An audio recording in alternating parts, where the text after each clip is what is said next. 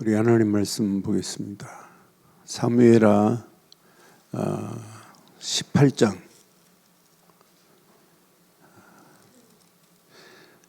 사무엘하 18장 33절부터 19장 8절까지 우리 교독하겠습니다.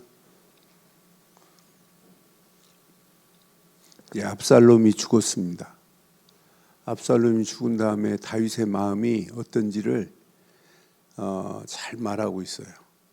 사무엘하 18장 33절 왕의 마음이 심히 아파 문 위층으로 올라가서 우니라.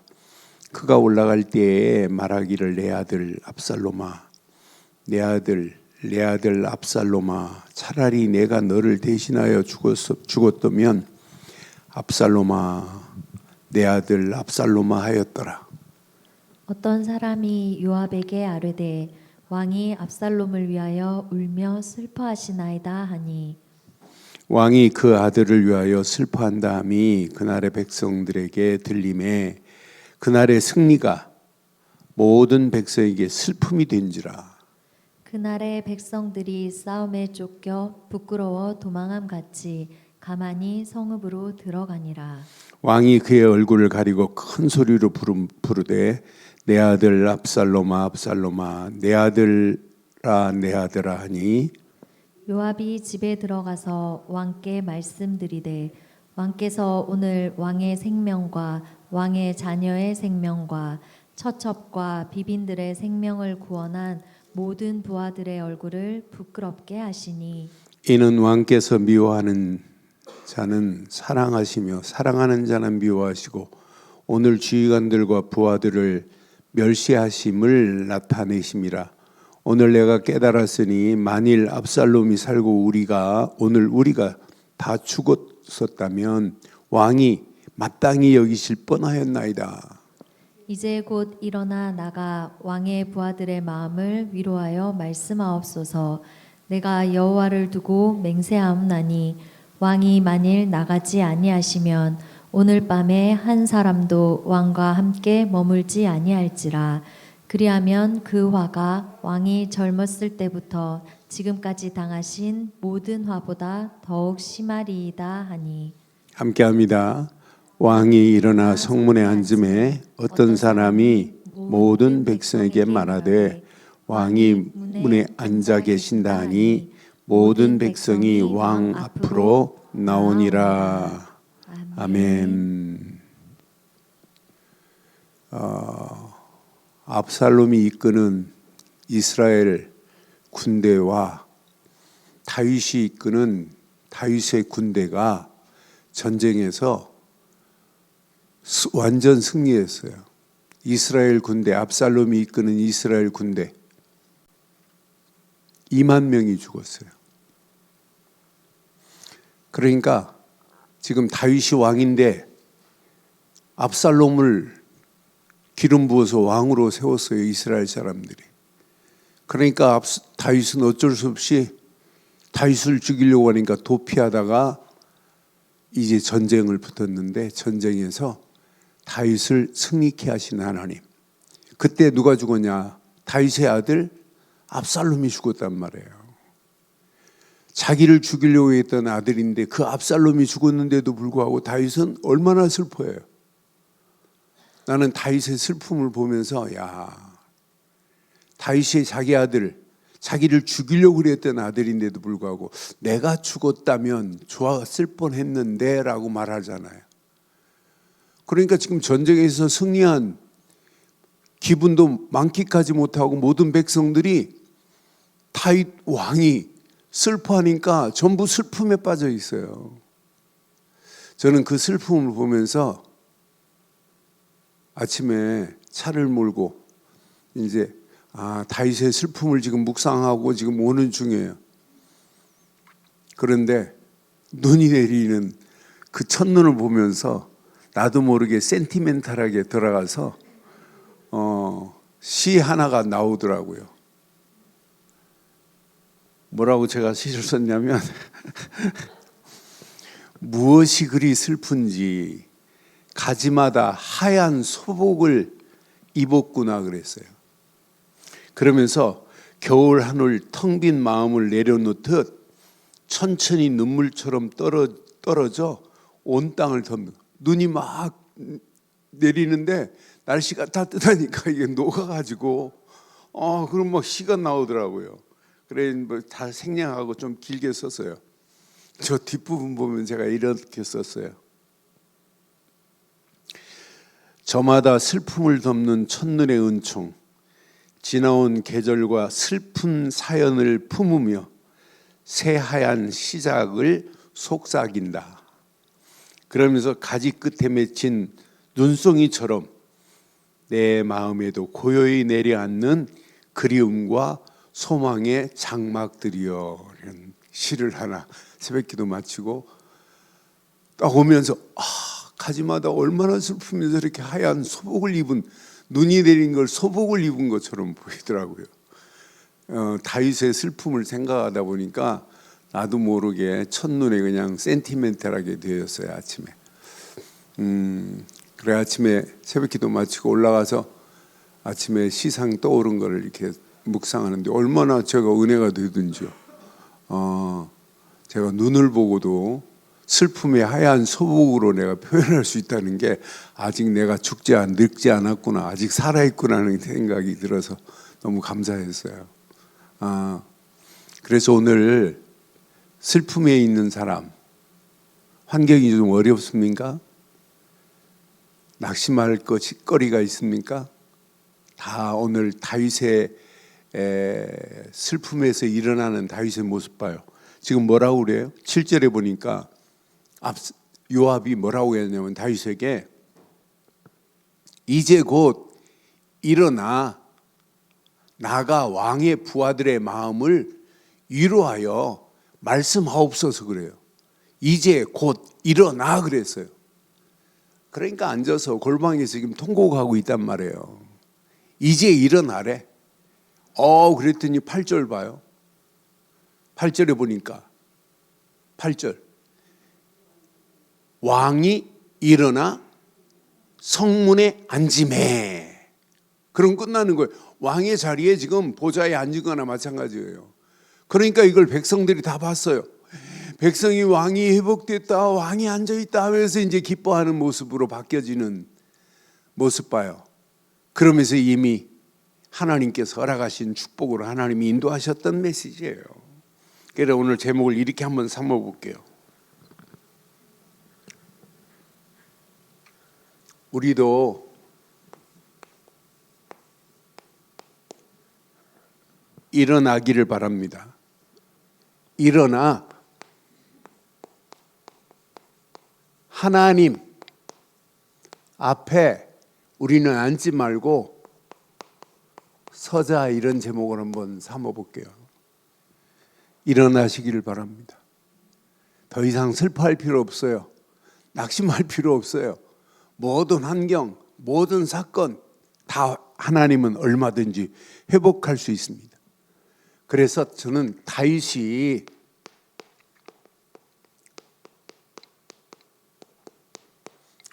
이 슬픔을 계속 안고 있으면 병 걸려요. 근데 이 슬픔을 이렇게 믿음으로 뭐 할 수 있어야 되냐면 승화시킬 수 있어야 돼요. 신앙생활은 믿음으로 승화시키지 못하면 안 된다니까요. 분명히 봐요.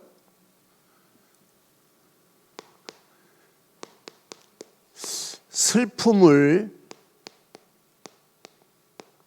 인정한 다윗 봐요. 아무리 자기를 죽이려고 하고 왕권을 찬탈하려고 한다 할지라도 압살롬은 다윗의 아들이에요. 그러니까 지금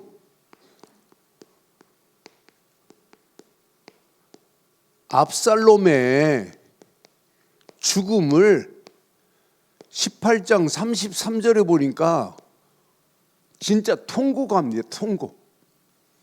18장 33절에 보니까 뭐라고 그래요?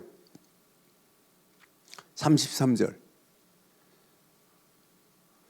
왕의 마음이 뭐래요? 마음이 그냥 아픈 게 아니라 심히 지금 아파합니다. 지금 왕의 마음이 심히 아파서 문 위층으로 올라갔대요. 사실은 이 메시지를 자세히 확인해 보면 문 위층에 골방으로 들어간 거나 마찬가지예요. 올라가서 우는데 통곡합니다. 통곡. 나는 위층에 올라가서 이 통곡하는 소리가 백성들이 다 알 정도로 통곡했어요. 분명히 그러잖아요. 심히 아파 문 위층으로 올라가서 우니라. 그가 올라갈 때 말하기를 내 아들 압살롬아, 내 아들 압살롬아, 이렇게 차라리 내가 너를 대신하여 죽었다면 하면서 지금 통곡한단 말이에요. 분명히 압살롬 내 아들, 내 아들, 내 아들 그래요. 아예 노래를 불러요. 그러니까 나는 다윗의 통곡하는 소리를 저는 이해가 해요.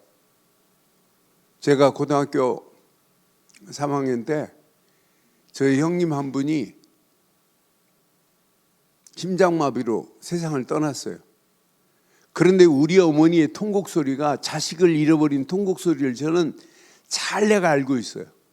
내가 다윗이 통곡하는 저 통곡, 이 통곡 소리가 누구까지 아냐면 모든 백성들까지도 이 통곡 소리가 다 알아요.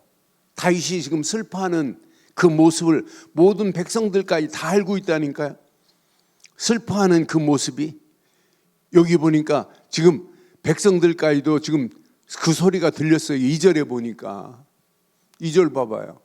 19장 2절 보면 왕이 그 아들을 위하여 슬퍼한 다음이 그날에 백성들에게 들리매, 백성들이 지금 승리하고 막 잔치를 베풀어야 잔치를 할 상황인데도 그날의 승리가 모든 백성에게 뭐가 됐다고요? 슬픔이 됐었어요. 여러분 봐요. 하나님은 얼마든지 슬픔을 기쁨으로 바꿀 수 있는 분은 하나님밖에 없어요. 그러니까 우리가 이 땅에 살아가는 동안 여러분 잘 기억하세요. 그러니까 지금 백성들이 승리의 기쁨도 전부 뭘로 바뀌었냐면 이렇게 지금 슬픔으로 바뀌어버렸어요. 여러분 오늘 꼭 가슴에 새기기를 바랍니다. 그때 이런 다윗에게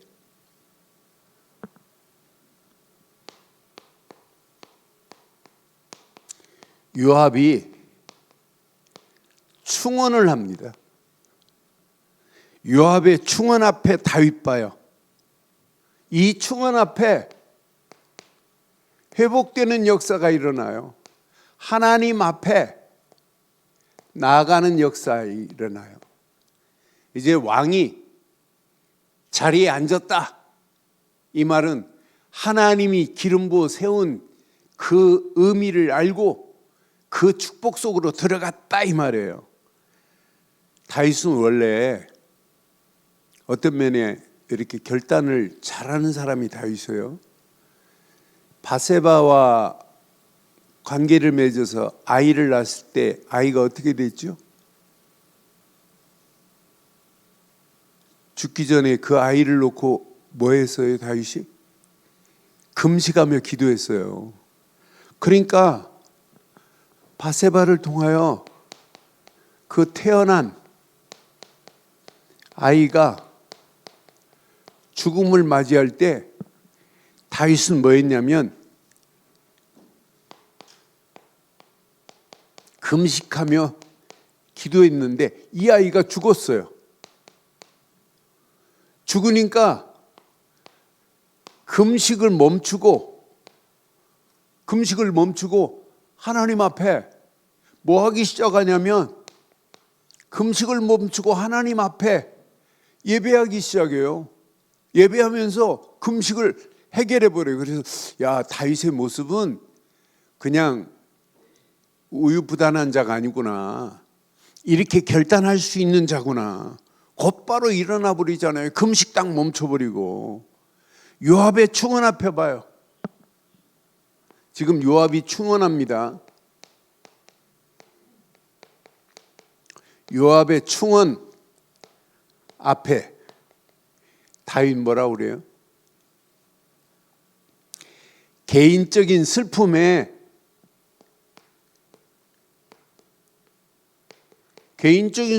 빠져 있었던 다윗 아니에요? 슬픔에 빠져 있었던 다윗인데 여기에서 벗어나 버려요. 개인적인 슬픔을 뭘로 바꾸고 승화시킵니까? 다윗은 이스라엘의 왕입니다. 이스라엘의 왕으로 다윗 혼자만이 아니에요. 다윗은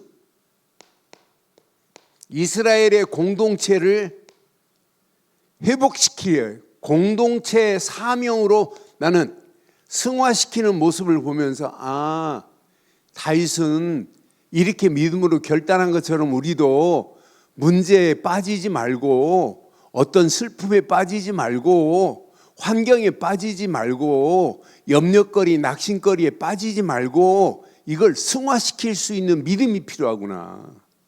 오늘 저와 여러분들 속에 한번 잘 기억해 보세요. 그러니까 다윗은요, 이런 슬픔 가운데 다윗의 고백들을 보면 시편 30편 5절 봐도 이제 슬픔이 오히려 기쁨으로 바뀌어진 사실을 고백해요. 시편에 보면 이런 시가 나올 수밖에 없어요.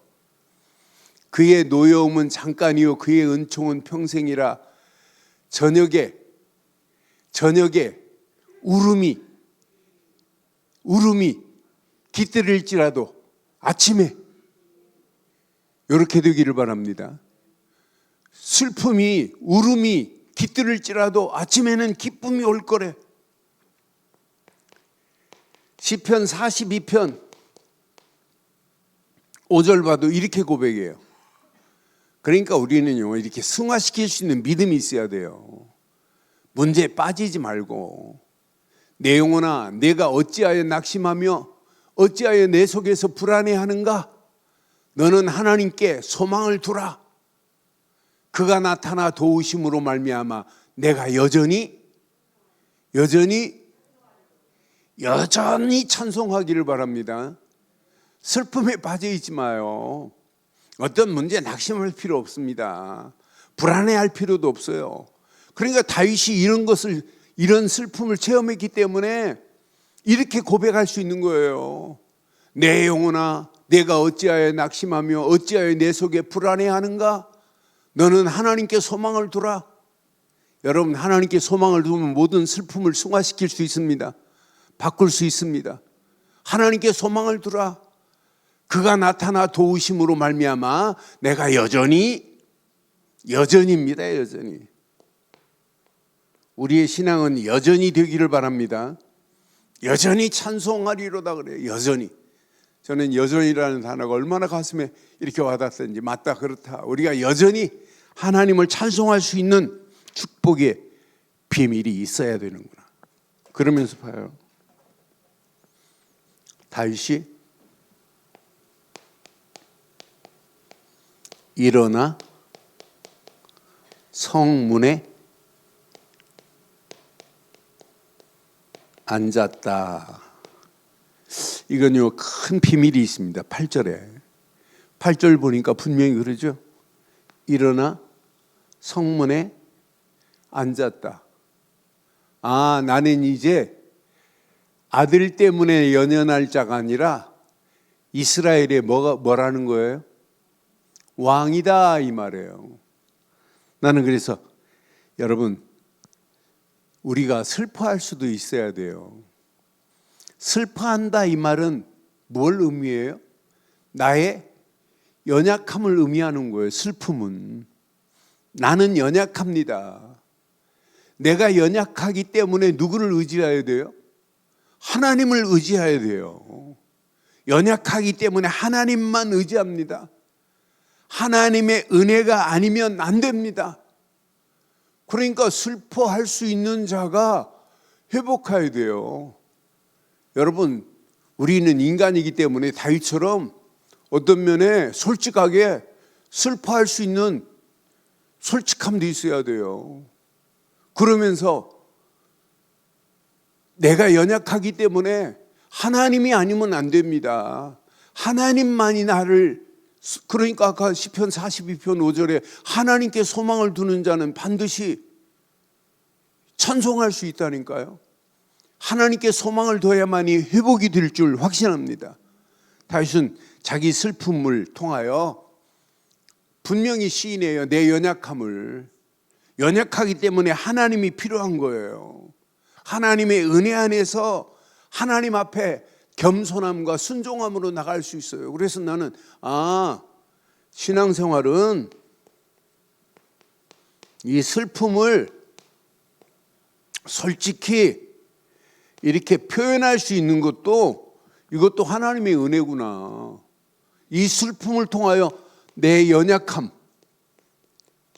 이 연약함을 통하여 우리에게는 뭐가? 하나님만 의지하고 하나님께만 소망을 둘 수 있다는 게 이게 은혜구나. 이게 여러분 슬픈데도 슬퍼하지 않고 내 힘 가지고 해결하려고 하지 마시고 솔직히 슬퍼할 때 연약함 시인하세요. 내 연약함으로 안 됩니다. 내게는 하나님만 필요합니다. 하나님의 은혜가 필요합니다. 이런 축복이 있기를 주의 이름으로 축원합니다. 그래서 오늘 이렇게 한번 생각해 보세요. 우리는 이 땅에 살아가는 동안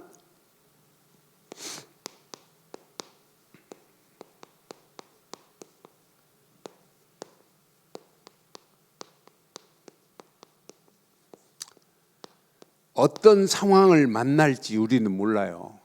다윗과 같은 상황도 우리에게 있을 수 있어요. 그렇다 할지라도 승화시킬 믿음의 결단이 있기를 주의 이름으로 축원합니다. 우리는 승화시킬 수 있는 믿음이 있어야 돼요. 그래서 어떤 면에 우리 안에 있는 슬픔, 여러분 부정할 필요 없어요. 분명히 슬픔을 모아야 되냐면 인정해야 돼요. 부정하지 말고 내 앞에 놓이는 환경, 사건, 위기, 낙심거리, 불안, 염려, 걱정 이런 것들이 한두 가지가 아니에요. 그러니까 다윗은요 자기의 감정을 보니까 이렇게 인정했더라고요. 다윗이 막 울부가 아닌데 이렇게 자기 아들이 죽은 걸, 자기를 죽이려고 그랬던 아들인데도 불구하고 이 요압한테 나가서 전쟁에 붙어 나갈 때 다윗은 오지 말라고 하고 세 떼로 나눠가지고 세 파트로 1000부장씩 100부장 세워가면서 보냈단 말이에요. 그때 압살롬을 향하여 뭐라고 메시지 준 거 기억하세요? 다윗이 압살롬을 너그럽게 좀 봐달라 이랬어요. 그러니까 죽이지는 말라고 하는 거예요. 그런데 압살롬이 나귀를 타고 그 상수리 나무에 머리가 걸려가지고 달려있을 때 압살롬이 가서 죽였단 말이에요. 그래서 요압이 가서 죽였단 말이에요. 압살롬을. 그래서 압살롬의 돌 무더기를 이렇게 만들어 놨어요. 그 이야기를 듣고는 다윗이 지금 슬퍼하는 거예요. 좀 너그럽게 좀 봐주지. 전쟁에서 승리만 하고 압살롬이 살아있기를 바랬는데 압살롬이 죽은 걸 보고, 그러니까 다윗은 솔직한 감정을 그냥 인정했어요. 그러니까 하나님 앞에요 우리는 이렇게 솔직히 시인할 수 있어야 돼요. 저는 이 아침에 새벽기도 마치고 깊이 생각하면 생각할수록 하나님 앞에 감출 필요가 없구나. 하나님 앞에는 있는 그대로 내려놓으면 하나님은 우리에게 반드시 응답하실 줄 확신해요. 그러니까 하나님 앞에 시인하고 고백할 수 있는 훈련이 필요하구나. 저는 아침에 이걸 깨달았어요. 맞다. 다윗처럼 슬픈 상황을 이뤄야만이 이래야만이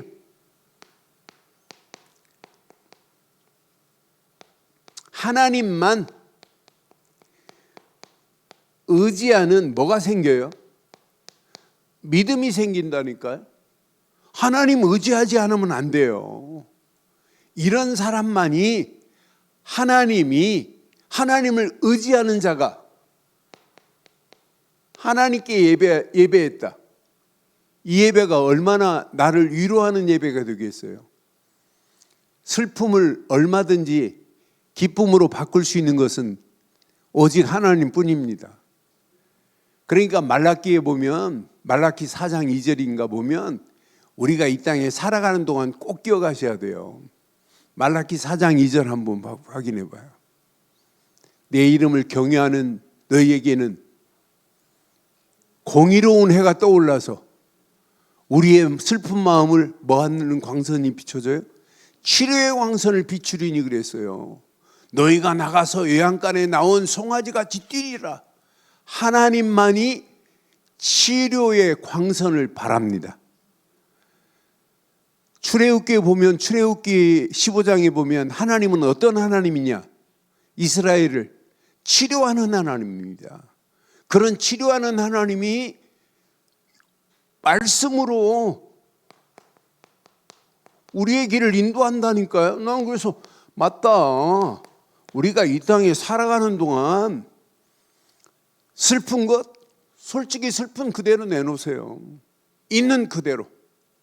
고민거리 있다. 있는 그대로 내놓으세요. 내가 해결 못하는 것 하나님은 얼마든지 해결하실 수 있습니다. 하나님만 해결하실 수 있어요. 그러니까 난 다윗의 모습을 보면서 야, 슬픔을 부정하지 말자. 내 있는 상황을 부정하지 말자. 제가 오늘 아침 기도가 되는데 얼마나 힘이 나든지요. 교회 있는 그대로 내놔라. 지금 상황 있는 그대로, 우리의 단체 상황 있는 그대로. 진짜 하나님은요 돌아가지 않았어요. 살아 계십니다. 얼마든지 하나님은 모든 것을 회복시킬 수 있는 능력은 하나님밖에 없어요. 오늘 다윗의 슬픈 이 상황을 인정하고 하나님만을 의지하고 오늘 요압의 충원에 일어나 성문에 앉았던 것 같이입니다. 그때 하나님은 은혜 주실 수밖에 없어요. 그러니까 시편에 보면 다윗이 처해 있는 상황을 하나님이 회복하신 내용들이요. 다윗은 이 시를 잘 썼어요. 시편의 80% 가까이가 다윗의 시예요. 그러니까 자기가 처해 있는 상황을 솔직히 하나님 앞에 아뢰은 거예요. 내려놓은 거예요. 그때 하나님께서 치료하시고 하나님께서 인도하신 사실을 사실적으로 체험한 사람이 누구냐? 다윗입니다. 그러니까 다윗이 하나님을 찬양하고 예배할 때 여전히 찬송할 수 있도록 하나님은 축복하신 줄 확신합니다. 저녁에는 괴로움으로 외로움으로 슬퍼했지만은 아침에는 기쁨으로 하나님이 바꾸실 수 있는 분은 하나님밖에 없다고 분명히 말하잖아요. 그러니까 하나님이 다윗에게, 이런 다윗이 뭐라는 사람이에요? 기도의 비밀을 아니까 하나님이 기도를 통하여 응답하신 사실을 구구절절히 지금 시편을 통하여 말하는 거예요. 내가 하나님 앞에 아뢰나이다. 하나님 앞에 아뢰었어요. 어떤 때는 하나님께 자기 있는 그대로 고발했어요. 고발. 하나님께 자기 자신이 있는 그대로 고발하나이다. 그러니 하나님이 다윗의 기도를 응답하시지 않아요? 저와 여러분들 오늘 이후부터 모든 슬픔을 기쁨으로 승화시킬 수 있는 믿음이 있기를 주의 이름으로 축원합니다. 그러니까 슬퍼할 상황 맞아요. 그런데 그 슬픔을 딛고 일어나야 돼요. 그때 하나님은요 완벽한 말씀으로 인도하셔서 분명히 인도하잖아요. 이때 뭘 허락하실까요?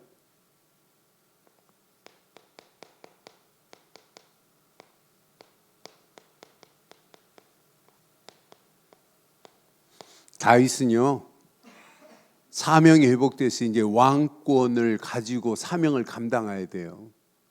저와 여러분도 마찬가지예요.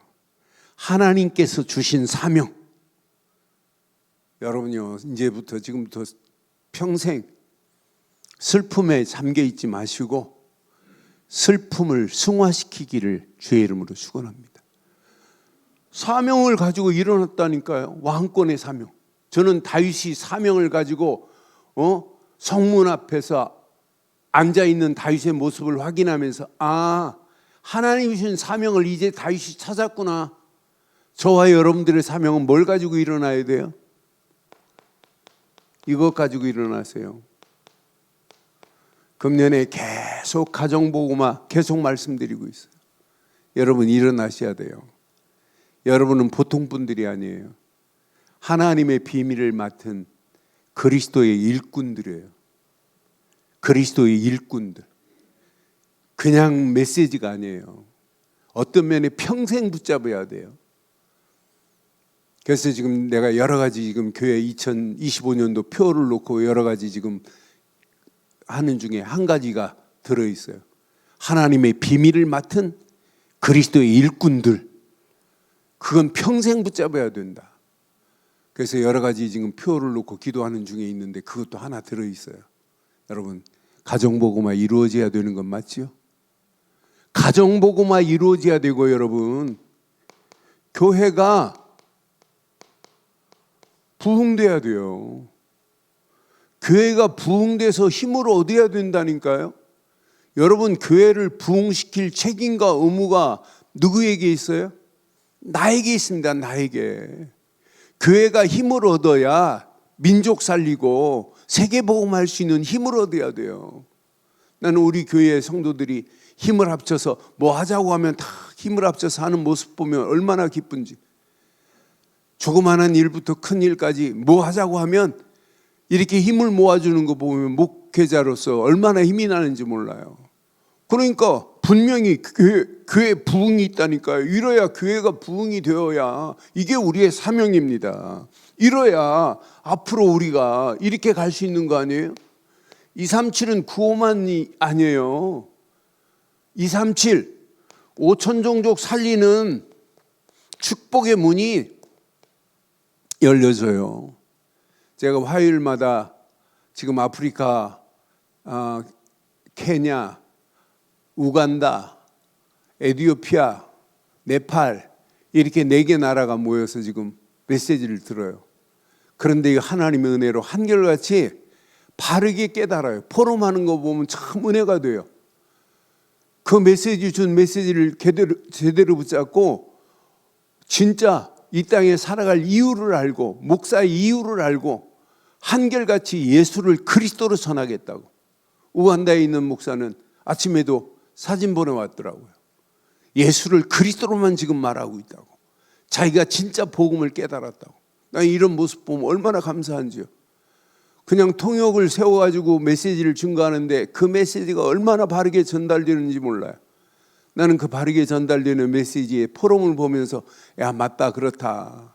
우리가 이 땅에 살아가는 동안 사명이 없는 인생은 의미 없습니다.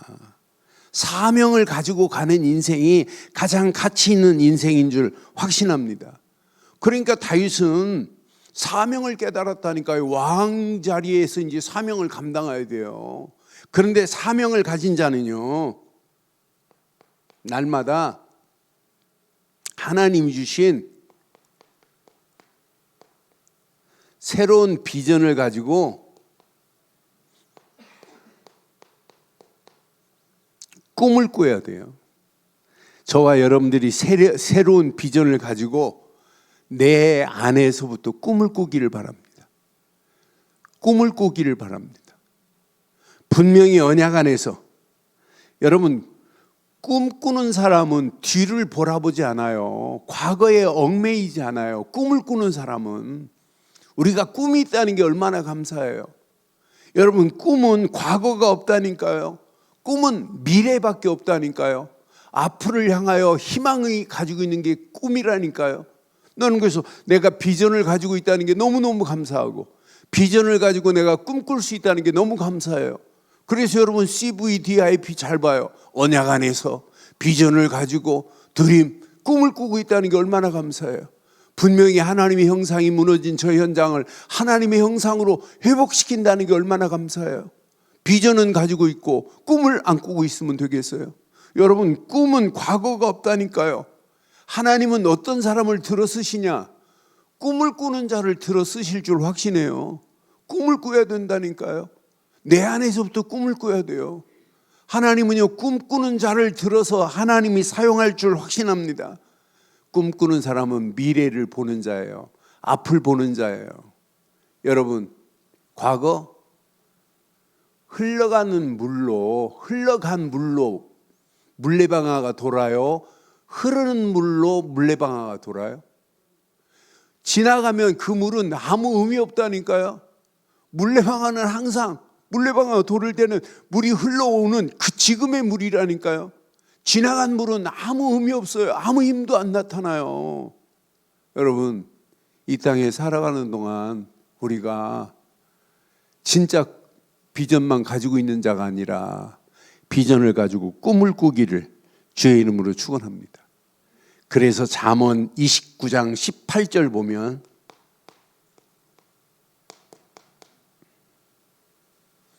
잠언 29장 18절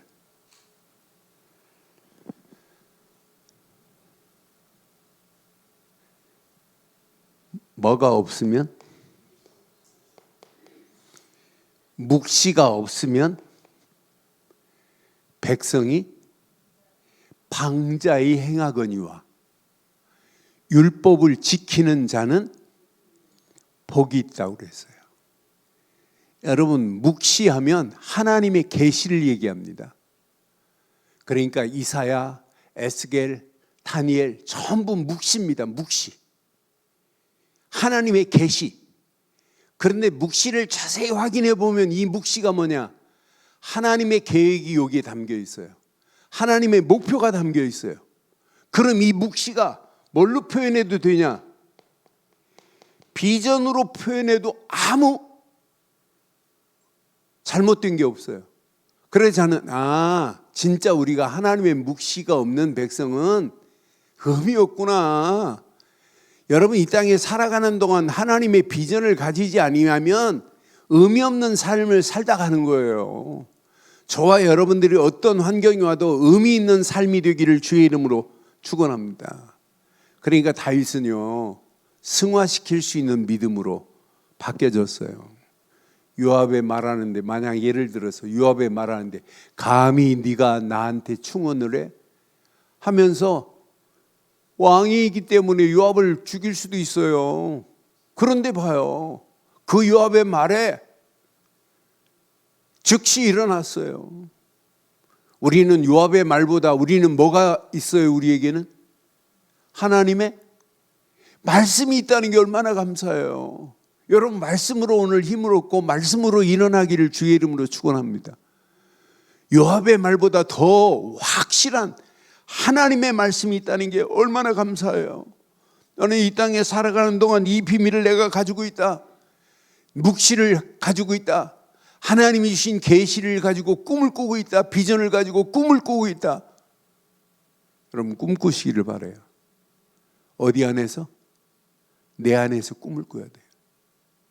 여러분, 꿈을 가진 자만이 미래가 보입니다. 꿈을 가진 자만이 하나님이 꿈 가진 사람과 일하십니다. 꿈을 가지고 있어야 하나님이 사용하십니다. 과거에 얽매이지 마세요. 지나간 거 얽매이지 마세요. 나는 지나간 건 절대로 거기에 얽매일 필요가 없다. 내가 지나간 거에 얽매여 버리면 나만 손해라니까요. 내가 손해예요. 헛수고할 수밖에 없다니까요. 지나간 건 다 지나간 겁니다. 지금이 가장 중요하고 미래가 더 중요한 줄 확신합니다. 우리는 미래, 오늘 다윗의 모습을 보면서 일어나 하나님 앞에 서시기를 주의 이름으로 축원합니다. 일어나 하나님 앞에 서자. 오늘 결론을 이렇게 내릴게요. 결론. 우리는 평생 살아가는 동안 문제 안 떠납니다. 그런데 여러분들은 이 문제를 재해석해서 답을 가지고 있어야 돼요. 이 사람이 마지막 승리하는 거예요. 우리 앞에는 크고 작은 문제가 평생 따라온다니까요. 가정의 문제, 자녀의 문제, 사업의 문제, 일의 문제, 복잡한 문제들이 얼마나 많아요. 그런데 문제를 보고만 해서 재해석할 수 있어야 답이 보인다니까요. 여러분, 우리 가는 발걸음마다 우리의 환경이 가면 갈수록 녹록하지 않아요. 가면 갈수록. 환경이 어떤 사람은 지배받고 환경에 넘어지고 환경에 슬퍼하고 환경에 낙심하고 그러잖아요. 그런데 여러분, 진짜 하나님이 주신 말씀 앞에서 조명을 해보세요. 환경을 재조명해 보세요. 아, 저 환경 보고 내가 슬퍼할 것이 아니라 내가 갱신하면 되는구나. 금방 답이 나옵니다. 내가 갱신하면 된다니까요. 아, 내가 잘못 봤구나. 내가 잘못 해석했구나. 내가 잘못 이해했구나. 금방 답이 보인다니까요. 그래야 갱신의 시간표가 됩니다. 여러분, 속지 마시고 슬퍼할 일 많아요. 여러분, 환경 녹록하지 않아요. 가면 갈수록. 우리가 사는 시대가 그렇습니다. 그렇다 할지라도 여러분들은 조금 더 염려하지 마시고 그 환경을 재조명하기를 바라요. 그래서 말씀이 필요한 거예요. 말씀으로 재조명해 보세요. 그럼 금방 너부터 갱신하면 돼. 금방 답 나옵니다. 오늘 답이 되기를 바랍니다. 평생 우리 가는 발걸음 위기, 더 심각한 위기가 우리 앞에 기다리고 있어요. 여러분들은 위기를 바꿀 수 없어요. 그러나 하나님의 성령만은, 성령 충만 안에서 위기를 하나님은 얼마든지 바꿀 수 있는 분이 하나님이십니다. 그분은 재창조의 능력으로 위기를 우리에게 기회로 만드실 분입니다. 오늘 이 언약 내 것으로 붙잡으시고 언약 안에서 반드시 회복되어지는 역사에 있기를 주의 이름으로 축원합니다.